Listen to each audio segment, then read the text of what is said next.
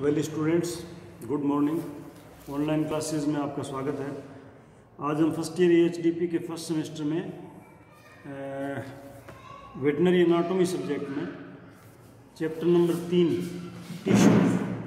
Tissue का अध्ययन करेंगे। इससे पूर्व के लेक्चर में हमने कनेक्टिव टिश्यू यानी संयोजी ऊतक के बारे में अध्ययन किया था। उसमें हमने देखा था कि संयोजी ऊतक जो है वो शरीर का लगभग 30% भाग जो है वो संयोजी ऊतक से बना होता है। संयोजी ऊतक जो जोड़ने का काम करता है, ऊतकों को शरीर में जोड़ने का काम करता है, जो ऊतक संयोजी ऊतक है उसका नाम ही कनेक्टिव टिश्यू है। संयोजी ऊतक को हमने दो भागों में बांटा था, भ्रूणीय संयोजी ऊतक और वयस्क संयोजी ऊतक। भ्रूणीय संयोजी ऊतक, वयस्क संयोजी व आधारी ऊतक। भ्रूणीय संयोजी ऊतक में हमने मेसेनकाइमा और जिलेटिनस कनेक्टिव टिश्यू दो प्रकार का उसके बारे में अध्ययन किया था। फिर हमने वयस्क संयोजी ऊतक को शुरू किया था। कल हमने जो अडल्ट कनेक्टिव टिश्यू उसके बारे में अध्ययन किया, उसको हमने वयस्क संयोजी ऊतक को हमने 4 भागों में डिवाइड किया था। 4 भाग में डेंस कनेक्टिव टिश्यू जिसका हमने कल अध्ययन किया था, जिसमें डेंस इरेगुलर कनेक्टिव टिश्यू और डेंस रेगुलर कनेक्टिव टिश्यू। तो कल हमने डेंस कनेक्टिव टिश्यू में पहले हमने उनके फाइबर्स के बारे में अध्ययन किया था कि कितने प्रकार के फाइबर्स होते हैं। 3 प्रकार के फाइबर्स जो है उसको हमने अध्ययन किया था, collagen white fibres, reticular fibres और इलास्टिक फाइबर्स, ये 3 प्रकार के फाइबर्स। फिर हमने अडल्ट कनेक्टिव टिश्यू को जो है उसमें ढीला संयोजी ऊतक यानी लूज कनेक्टिव टिश्यू के बारे में अध्ययन किया था। लूज कनेक्टिव टिश्यू में विभिन्न प्रकार की कोशिकाएं जो है वो उनके 2 समूह थे। उसमें से हमने एक तो स्थिर कोशिकाएं यानी फिक्स्ड सेल्स और एक थी लूज यानी फ्रीक सेल्स, फिक्स सेल्स, और एक थी फिक्स सेल्स, एक फ्री सेल्स। फ्री सेल्स में हमने macrophages, mast cells, plasma cells और मेलानोसाइट्स और लिम्फोसाइट्स का अध्ययन किया था। अब जो नेक्स्ट प्रकार है इसका आपके वयस्क संयोजी ऊतक का, ढीला संयोजी ऊतक हमने कल अध्ययन किया। आज हम अध्ययन करेंगे सघन संयोजी ऊतक यानी dense connective tissue. Dense connective tissue इस ऊतक में कोशिका व मैट्रिक्स की तुलना में तंतु अधिक होते हैं, यानी जो सेल्स है उनके बीच में जो स्पेस है वहाँ जो पदार्थ है वो मैट्रिक्स होता है। तो इसमें कोशिका और जो मैट्रिक्स है, कोशिका सेल और उनके बीच में जो स्थान है जहाँ पे वो जो पदार्थ पाया जाता है उसको मैट्रिक्स बोलते हैं, उस स्थान को। तो सेल और मैट्रिक्स की बनिस्बत इसमें फाइबर्स यानी तंतु अधिक मात्रा में होते हैं। और इसके प्रकार जो है सघन उसके प्रकार जो है एक तो है सघन अव्यवस्थित संयोजी ऊतक यानी डेंस इरेगुलर कनेक्टिव टिश्यू, एक है डेंस रेगुलर कनेक्टिव टिश्यू। अब जो इरेगुलर कनेक्टिव टिश्यू है, डेंस सघन अव्यवस्थित संयोजी ऊतक, इसमें तंतु यानी जो फाइबर्स है, क्योंकि हमने इसमें अभी अध्ययन किया था कि जो सघन संयोजी ऊतक है इसमें सेल्स और मैट्रिक्स के बजाय फाइबर्स ज़्यादा मात्रा में पाए जाते हैं। तो जो डेंस इरेगुलर कनेक्टिव टिश्यू उसमें फाइबर्स जो है वो बंडल के रूप में एक तो वो बंडल्स के रूप में होते हैं, सिंगल फाइबर्स नहीं होते हैं, वो बंडल्स के रूप में होते हैं। और वो फाइबर्स जो है वो एक दूसरे के तिरछे स्थित होते हैं, यानी एक दूसरे को क्रॉस करते हुए पाए जाते हैं, यानी वो एक लाइन में नहीं होते हैं, वो एक दूसरे के ऊपर नीचे क्रॉस करते हैं जैसे, तो वो एक दूसरे के तिरछे उपस्थित होते हैं। इसका उदाहरण जो है एक तो है विसरल प्लूरा। प्लूरा आपको पता है क्या है? प्लूरा जो है वो विसरा के ऊपर जो झिल्ली पाई जाती है उसको प्लूरा बोलते हैं, जो लंग्स में पाई जाती है। लंग्स जो है वो एक प्लूरल कैविटी में बंद होता है। तो जो विसरल प्लूरा का मतलब है जो भाग लंग्स से जुड़ा हुआ है वो विसरल प्लूरा है, तो उसमें ये पाया जाता है।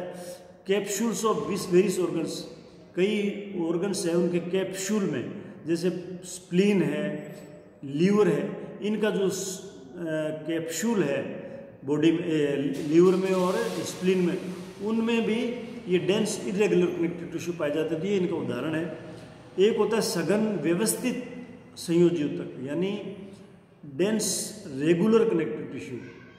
इसमें तंतु जो है एक दूसरे के समानांतर स्थित, तो उसमें एक दूसरे के क्रॉस करते हुए थे, एक दूसरे के तिरछे पाए जाते थे वो फाइबर्स इरेगुलर कनेक्टिव टिश्यू में। और रेगुलर कनेक्टिव टिश्यू, जो डेंस रेगुलर कनेक्टिव टिश्यू, इसमें तंतु एक दूसरे के समानांतर पाए जाते हैं, यानी एक के बाद एक ऐसे समानांतर उसमें पाए जाते हैं। इसके उदाहरण है कंडरा। कंडरा मैंने आप बताया था टेंडन्स। टेंडन्स जो है ये रस्सी जैसी आकृति होती है। ये टेंडन्स जो है मसल्स को बोन्स से जोड़ता है, यानी हड्डी को मांसपेशी से जोड़ता है, उसको बोलते हैं टेंडन। और एक होता है लिगामेंट। लिगामेंट जो है वो बोन को बोन से जोड़ता है, बोन को बोन से जोड़ता है। मीडियल पटेलर लिगामेंट है, लेटरल पटेलर लिगामेंट है। और कंडरा जो टेंडन है, टेंडन एचिलस है, ये टेंडन जो है वो मसल्स को बोन से जोड़ता है, और लिगामेंट जो है वो बोन को बोन से जोड़ता है, हड्डी को हड्डी से जोड़ता है, दो हड्डियों को आपस में जोड़ता है। तो ये टेंडन्स में और लिगामेंट्स में डेंस रेगुलर कनेक्टिव टिश्यू पाया जाता है। तो ये इसको आपको इस तरह से याद करना है कि भाई एक तो ये किस पोर्शन में पाया जाता है, शरीर के किस पोर्शन में पाया जाता है। एक होता है रेटिकुलर, तीसरा टाइप इसका है रेटिकुलर संयोजी ऊतक, रेटिकुलर कनेक्टिव टिश्यू। इसका नाम जैसे रेटिकुलर है, इसका मतलब है इसमें स्टिलेट यानी स्टार लाइक, जैसे तारा होता है उस टाइप के, और रेटिकुलर कोशिकाएं यानी रेटिकुलर कोशिकाएं पाई जाती है इसमें। रेटिकुलर स्टिलेट रेटिकुलर यानी स्टार लाइक शेप की कोशिकाएं पाई जाती है, जो त्रिविमीय जाल का निर्माण करती है, जो मतलब कि आपस में मिलकर जाल का निर्माण करते हैं, त्रिकोणीय जाल का, त्रिविमीय जिसकी 3 बीम हो, उस जाल का निर्माण करते हैं। तो ये था रेटिकुलर संयोजी ऊतक। चौथा इसमें होता है एडिपोज या वसीय संयोजी ऊतक, यानी एडिपोज या फैटी कनेक्टिव टिश्यू। अब इसका जो रेटिकुलर संयोजी ऊतक है, इसका डायग्राम अगर आप देखना चाहो तो आपको पेज नंबर 50 पे दिया हुआ है, 50 पे दिया, जिसमें रेटिकुलर सेल दिए हुए हैं और मैट्रिक्स बता रखा है इसमें। बीच में मैट्रिक्स, जो सेल के बीच में जो स्थान है वो मैट्रिक्स है। रेटिकुलर फाइबर्स है, इसमें फाइबर्स दिखा रखे हैं जो स्टार लाइक है, मतलब इसमें जो सेल है वो स्टार लाइक है, जैसे तारा होता है ना, जैसे एडिपोज और वसीय संयोजी ऊतक। एडिपोज टिश्यू, इसमें एडिपोज कोशिकाएं अधिक पाई जाती है, यानी ये जो टिश्यू है ऊतक है, इसके अंदर एडिपोज सेल्स जो है वो अधिक मात्रा में पाई जाती है। इसका कार्य जो है वो फैट का मेटाबॉलिज्म से संबंधित है इसका काम, यानी वसा के उपापचय, उपापचय मतलब मेटाबॉलिज्म, फैट के मेटाबॉलिज्म से इसका कार्य संबंधित है। और इसमें एडिपोज कोशिकाएं या फैट कोशिकाएं ज़्यादा पाई जाती है। एडिपोज टिश्यू जो है इसमें आप अगर चाहो तो देख सकते हो, ये पेज नंबर 51 पे दिया हुआ है एडिपोज टिश्यू, जिसमें जो फैट सेल्स इसमें दिए हुए, फैट सेल्स, ये एडिपोज सेल्स, फैट ग्लोब्यूल है, blood vessels, connective tissue, fibre बता रखे हैं इसमें, मास्ट सेल्स भी इसमें बता रखे हैं। तो ये कहाँ पाए जाते हैं? इसके 2 प्रकार होता है, यानी जो एडिपोज टिश्यू है वो 2 प्रकार का होता है। श्वेत वशीय ऊतक, यानी एक होता है वाइट एडिपोज टिश्यू, एक होता है येलो या ब्राउन एडिपोज टिश्यू।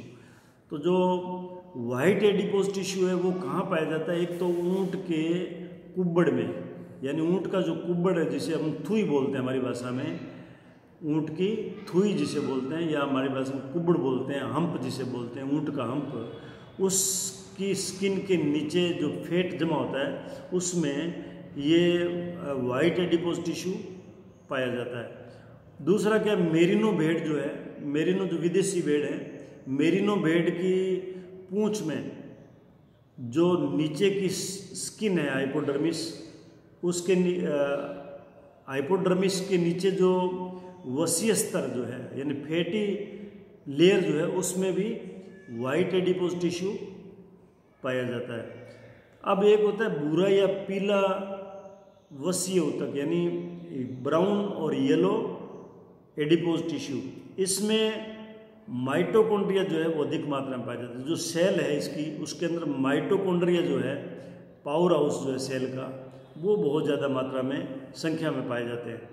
उदाहरण इसका क्या है, नवजात शिशु में, जो नवजात शिशु के अंदर जो फैटी टिश्यू है वो उसमें जो है ये ब्राउन या येलो एडिपोज टिश्यू पाए जाते हैं।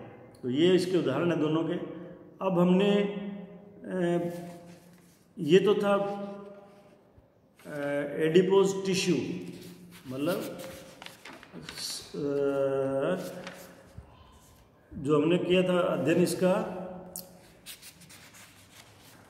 एक था भ्रूणीय संयोजी ऊतक, दूसरा था वयस्क संयोजी ऊतक। उसके दो भाग थे, वयस्क संयोजी ऊतक और वयस्क आधारी ऊतक। तो हमने वयस्क संयोजी ऊतक का अध्ययन किया अब तक। अब हम लेंगे वयस्क आधारी ऊतक यानी अडल्ट सपोर्टिव टिश्यू, जो टिश्यू सपोर्ट करता है। आधारी सपोर्टिव, अडल्ट सपोर्टिव टिश्यू यानी वयस्क आधारी ऊतक। एक था वयस्क संयोजी ऊतक कनेक्टिव टिश्यू। अब उसको जो आधार वयस्क आधारी ऊतक है, इस ऊतक में मैट्रिक्स जो है, मैट्रिक्स आपको पहले बताया था, जो सेल के बीच की जगह को मैट्रिक्स बोलते हैं। ये मैट्रिक्स जो है ये सघन होता है तथा अकार्बनिक खनिज लवण पाए जाते हैं इसमें मैट्रिक्स में। और ये किस प्रकार का होता है, ये एक तो होता है कार्टिलेज टिश्यू। इसके अलग अलग प्रकार हैं। जो आधारी ऊतक जो है, सघन आधारी ऊतक जो है, इसके प्रकार हैं। एक तो है कार्टिलेज टिश्यू। कार्टिलेज जो है इसको हम उपास्थि बोलते हैं। उपास्थि यानी उपास्थि में सबसे बाहर की ओर जो है, सबसे बाहर की साइड में पेरिकोंड्रियम पाई जाती है। ये अगर आप पेज नंबर 52 पे अगर आप देखोगे तो ये उपास्थि जो है इसके 3 प्रकार हैं। उपास्थि के 3 प्रकार हैं, यानी उपास्थि कार्टिलेज टिश्यू जो है वो 3 प्रकार का है। यानी इसमें एक तो हाइलाइन उपास्थि, एक है इलास्टिक उपास्थि और एक है तंतुमय उपास्थि। तो इसके डायग्राम जो है वो पेज नंबर 52 पे दिए हुए हैं। पहले जैसे हाईलाइन है, यानी सबसे पहले ये देखते हैं कि इसकी जो बाहर की सतह है, मतलब कार्टिलेज की जो बाहरी सतह है कार्टिलेज टिश्यू की, वो है पेरिकोंड्रियम। और ये जो है ना श्वेत तंतु में ऊतक की बनी होती है। श्वेत तंतु में ऊतक यानी जो तंतु है वो श्वेत रंग के, उनके ऊतक की बनी होती है। इसमें ब्लड वेसल्स, नर्व्स और लसिका तंत्र अनुपस्थित होता है। यानी इसमें जो पेरियोस्टियम या ये जो तंतु में ऊतक की बनी होती है, आपके कार्टिलेज टिश्यू, उपास्थि ऊतक जिसे बोलते हैं, इसमें रक्तवाहिनियां, तंत्रिकाएं और लसिका तंत्र अनुपस्थित होता है। अतः इनका जो पोषण है वो डिफ्यूजन द्वारा होता है। यानी नीचे से जो ब्लड वेसल्स, उनसे ब्लड में से पोषक तत्व तो बाहर निकल के सेल में से इसके तरफ पहुँचते हैं, उनके द्वारा इनका पोषण जो है डिफ्यूजन द्वारा होता है।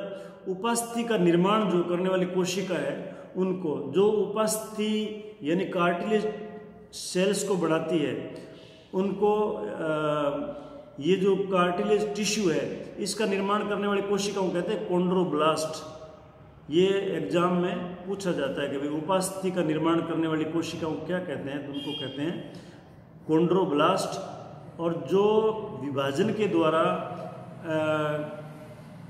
कोंड्रोसाइट्स बनाती है, यानी इनके विभाजन से फिर बनते हैं कोंड्रोसाइट्स। और उपस्थिति को जो नष्ट करती है, जो उपस्थिति को नष्ट करने वाली कोशिका को कहते हैं कोंड्रोक्लास्ट। कोंड्रोक्लास्ट, तो ये कोंड्रोब्लास्ट और कोंड्रोसाइट्स और कोंड्रोक्लास्ट, ये तीनों जो है ना, इनको याद करना जरूरी कि ये अलग अलग इनका काम है। और जो मैट्रिक्स पाया जाता है इसमें उपस्थिति में, यानी कार्टिलेज में जो मैट्रिक्स होता है उसको कहते हैं कोंड्रियम, उसको कोंड्रियम बोलते हैं। ये 4 इंपॉर्टेंट क्वेश्चन बनते हैं इससे कि भाई एक तो इनको न्यूट्रिशन कैसे मिलती है, इनको न्यूट्रिशन डिफ्यूजन द्वारा मिलती है, पोषण जो विसरण से या डिफ्यूजन से मिलता है। इसके अंदर कोई ब्लड वेसल्स, नर्वस सेल्स या नर्वस तंत्रिकाएँ या लसिका तंत्र इसमें नहीं होता है। एक इसमें आपको कोंड्रोब्लास्ट, कोंड्रोसाइट्स, कोंड्रोक्लास्ट और कोंड्रियम क्या होता है, इनकी भी परिभाषा याद करनी है। अब इसके कोलेजन जो है, कार्टिलेज जो है, ये उपस्थिति उत्तक यानी कार्टिलेज टिश्यू जो है ये 3 प्रकार का होता है। एक होता है हाइलाइन कार्टिलेज। हाइलाइन कार्टिलेज यानी मिजेनकाइमल कोशिकाओं से, जो मिजेनकाइमल कोशिकाएं होती है उससे कोंड्रोब्लास्ट बनती है, यानी मिजेनकाइमल कोशिकाएं जो है उनसे बनती है कोंड्रोब्लास्ट। और जो कोंड्रोसाइट में बदलते हैं, बाद में जब इनका डिवीजन होता है तो ये बदल जाती है कोंड्रोसाइट में, और इसमें हाइलाइन उपस्थिति का निर्माण होता है। जब ये कोंड्रोसाइट में बदलती है तो उसके बाद में जो टिश्यू बनता है उसका मतलब है हाइलाइन उपस्थिति बोलते हैं उसको। इसका मैट्रिक्स जो है, यानी सेल्स के बीच की जगह को मैट्रिक्स बोलते हैं। इसका मैट्रिक्स पारदर्शी व प्रत्यास्थ होता है, यानी प्रत्यास्थ इलास्टिक होता है, खिंचाव आता है जिसमें, उसको बोलते हैं। इसका उदाहरण है ट्रेकियल व ब्रोंकियल वलय, यानी ट्रेंकियल और ब्रोंकियल जो रिंग्स है वो है नासापट, यानी नेजल कैविटी, लेरिंग्स आपने पढ़ रखा है। अस्थि की योजन सतह, यानी जो बोन्स की जुड़ने वाली सतह होती है, जो आर्टिकुलेट करती है, दो बोन्स की जो 2 सतह आपस में जुड़ती है उसको बोलते हैं आर्टिकुलर सरफेस, उसमें भी ये हाइलाइन कार्टिलेज पाई जाती है। तीसरा टाइप है इसका इलास्टिक कार्टिलेज। तीसरा इलास्टिक कार्टिलेज यानी इलास्टिक उपस्थिति, ये उन स्थान पर पाई जाती है जहाँ इलास्टिसिटी के साथ साथ कुछ कठोरता की भी आवश्यकता होती है। यानी इलास्टिसिटी तो चाहिए वहाँ पे, लेकिन वहाँ कुछ हार्डनेस की जरूरत होती है। जैसे बाहरी कान है, बाहरी कान का जो है ये इस एरिया जो है बाहरी कान का जहाँ कार्टिलेज पाई जाती है वो, उसमें इलास्टिक कार्टिलेज होती है। एपिग्लोटिस, जो हमारा एपिग्लोटिस है, ये अंदर मुंह में आप देखते हो पोर्शन एपिग्लोटिस जिससे हम निगलते हैं चीज़ को, उस एपिग्लोटिस में भी इलास्टिक कार्टिलेज होता है। जो बाहर की ईयर कैनाल है उसमें भी ये इलास्टिक कार्टिलेज पाया जाता है। तो ये इसका उदाहरण है कहाँ पाया जाता है। तीसरा है फाइब्रो कार्टिलेज, यानी इसमें फाइब्रो कार्टिलेज में कोलेजन जो फाइबर्स है वो अधिक संख्या में होते हैं और बहुत कम पाई जाती है। ये जो फाइब्रो कार्टिलेज बहुत कम पाई जाती है। इसका उदाहरण है अंतरकशेरुक चक्ति, यानी इंटरवर्टिब्रल डिस्क। 2 वर्टिब्री के बीच में जो डिस्क बनती है, 2 वर्टिब्री की जुड़ती है, उसके बीच में डिस्क होती है, उस डिस्क में ये फाइब्रो कार्टिलेज जो है वो पाया जाता है टिश्यू। मेनिस्काई आदि में, यानी मेनिस्काई जो है उसमें भी ये जो है आपका फाइब्रो कार्टिलेज पाया जाता है। कैल्सिफाइड कार्टिलेज यानी कैल्सीकृत उपस्थितियाँ, एक ये जो उपस्थिति का ही रूपांतरण है जिसमें कैल्सीकृत उपस्थितियाँ यानी कैल्सिफाइड कार्टिलेज, ये भी क्या उपस्थिति का ही रूपांतरण है ये, यानी ये कार्टिलेज का रूपांतरण है जिसमें कैल्शियम लवण की अधिकता होती है। कैल्शियम लवण इसमें ज़्यादा होता है। ये लंबी अस्थियों के किनारे पर पाए जाते हैं, जैसे हमारे लंबी बोन है, फीमर है, ह्यूमरस है, ये लंबी बोन्स है, इनके रेडिस अल्ना है, टिबिया फिबुला है। इनके जो किनारे हैं उनमें ये कैल्सिफाइड कार्टिलेज ज़्यादा पाए जाते हैं, जिसमें कैल्शियम की मात्रा ज़्यादा होती है। तो ये कैल्सिकर उपस्थितियाँ ये भी एग्जाम में पूछा जाता है। तो अब आज हम जो है सिर्फ ये कार्टिलेज टिश्यू का ही अध्ययन करेंगे। कल हम इसके अंदर जो सेकंड है बोन्स, वो बोन्स के बारे में अध्ययन करेंगे। धन्यवाद।